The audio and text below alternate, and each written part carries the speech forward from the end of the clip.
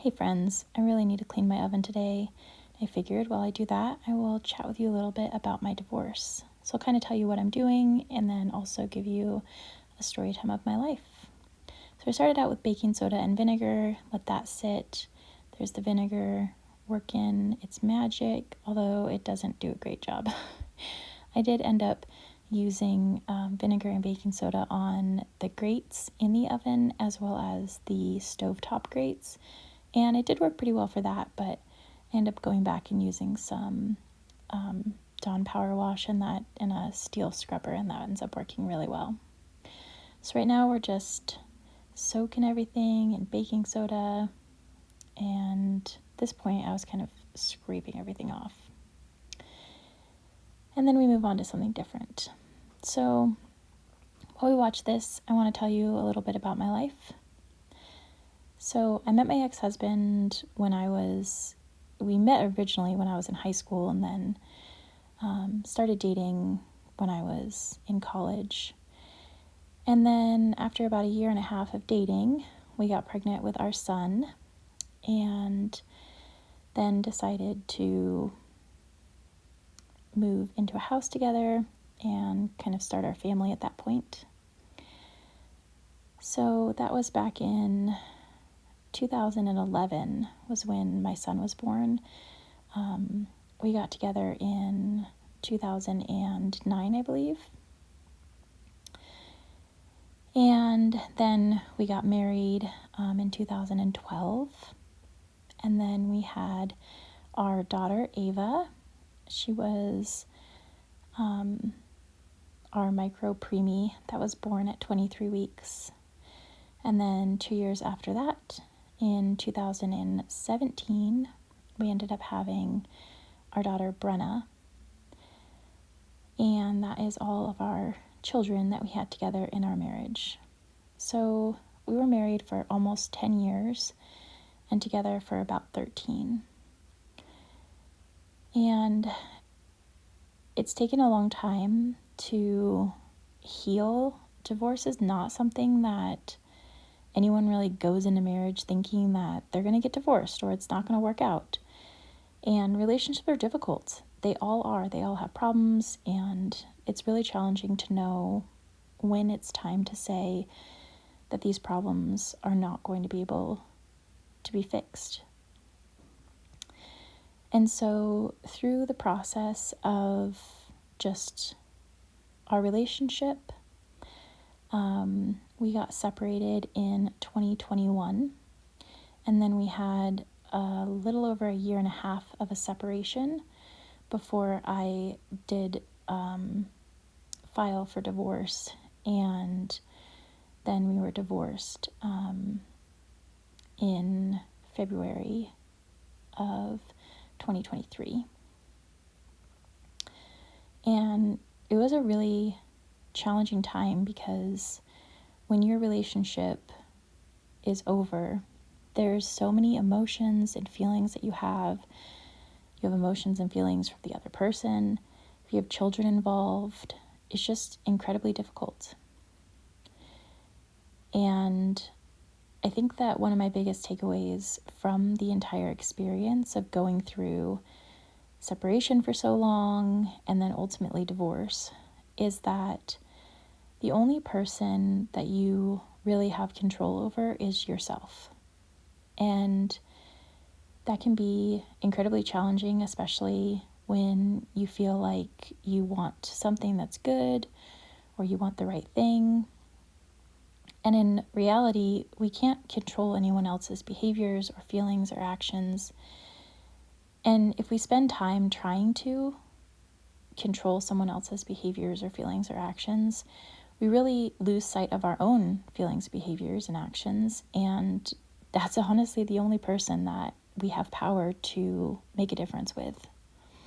So from the beginning of my separation, I started going to counseling. And that was incredibly helpful just to give me a space to have a professional that would be able to hear the things that I was thinking about and the things I was struggling with and be able to give insight. I also made sure that I had friends and family around me as much as possible. But the reality is that most people don't know how to deal with divorce. As a society, I feel like we really just don't know how to sit with people. We don't know how to grieve. When you are going through a divorce, there are so many people that want to give their opinions or advice, and in reality, they aren't living your life. And so, although they probably mean well in giving you their opinions and advice, it's probably not actually going to be that helpful. I feel like a lot of times the best thing we can do for people is to just sit with them in their pain and help them explore how they're feeling and how they're experiencing and what they want. And that's something that is really hard, I think, for a lot of people to do. And in something that affects so many people, like divorce, it affects the parties involved, the husband and wife, it affects the children, it affects the parents and of those people that are married, it affects families, extended families, friendships. My ex-husband and I have a group of friends that we have had since we were 16, and he actually has been friends with some of them since he was 13, and we are all really, really good friends. And everyone in that process is going to have an opinion and a feeling based on how they are going to be affected by that decision. And so it can be really challenging because you're going to get a lot of advice, and a lot of people are going to tell you what they would do. And if I'm being completely honest, most people tell you what they would do and they wouldn't even take their own advice. And so therapy became a place for me that I didn't have someone giving me their advice based on how it might affect them, but really be able to listen to me and myself and really focus on the things that I could change, which was me. Now, my divorce was not easy or clean in any way. There was a lot of factors. And I honestly don't know of very many people who've had a really clean divorce or breakup. There's a lot of emotions involved. And they're all different. We're all different people. We all have different parts to our story. But the part that is the same for everybody is that there were two people involved, and that each person needs to take accountability for the things that they contributed in the relationship, positive and negative. And working on that for myself and not just focusing solely on the relationship that was broken was very helpful, because it helped me to grow as a person outside of this relationship that I had during the time of the separation, obviously with some emphasis on the fact that I wanted to continue in the relationship. And once it really became clear that that was just not going to be able to happen, that I was really able to focus on what does my life look like outside of this relationship. But that's really a part that is valuable whether you're in the relationship or not. Relationships should not be the entirety of what defines you, although I do believe that we are made for connection and that we are codependent creatures, and that being in a relationship is vulnerable, because in order to be in a good relationship, you do have to rely on other people, and you have to trust that they are going to be doing things that are not going to be harmful to you and to those in their life too. And so I think that as I walked through this journey of going through a divorce, also pause for a second, you can see all those white pieces, that's inside the glass, which is a bummer. So I have to figure out how to take the glass off to get all that cleaned inside. But it is cleaned like on the surface, it's just now a little bit not cleaned on the inside. But anyway,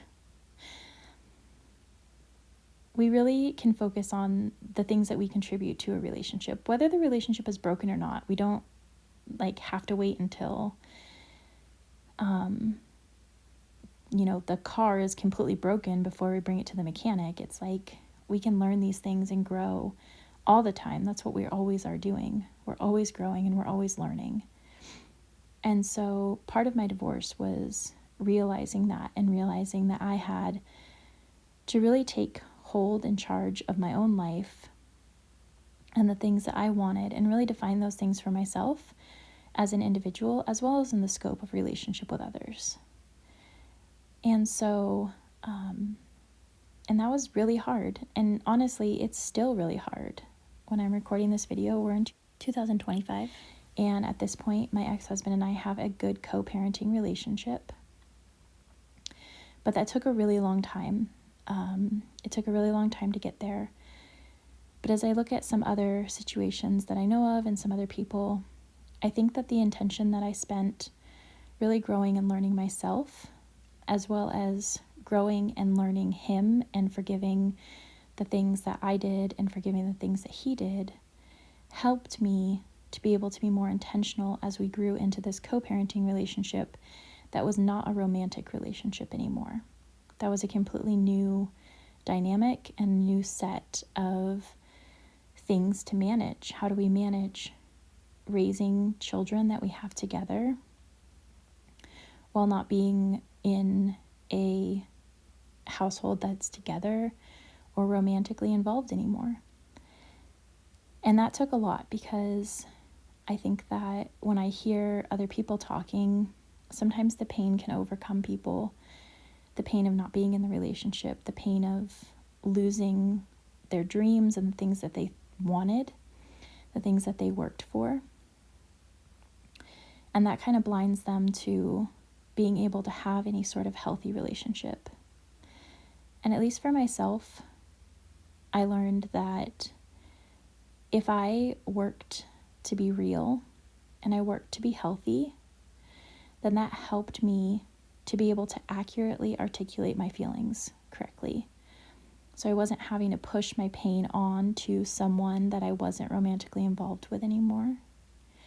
I was able to work with people in my life, like my friends and my family and my therapist, who were a more appropriate person to lean on. And that way, when it came to having hard conversations, which hard conversations happen, again, like, this was not an easy, like, we're just going to get divorced and we're going to figure it out situation. This was painful. There was a lot that we had to work through, and learning when it was appropriate to bring things to attention or when it was appropriate to just let things go was hugely important. You know, in this situation that I was in, thankfully we weren't dealing with any sort of abuse as far as safety issues. But I can tell you that him and I both disagree with the way that we parent in certain aspects. And we had to look at that and realize that that was not abuse or something to attack the other person for, but just really, you know, saying, well, I wouldn't do it that way, or sometimes even saying, like, well, that might be the way that it's at that house, but it's not going to be like that here for both of us. I think that really helped to build a connection and unison for the kids, even though they have two completely different houses that they're living in. And they have two different set of rules. There's no way around that. Like, it's just going to be different for them. It's a little cameo from Liam. And so when you're going through this situation, it is so incredibly hard. It's still hard. We still have challenges. But I have found so much peace in learning to take accountability for the things that I can hold and not pick up things that I can't hold.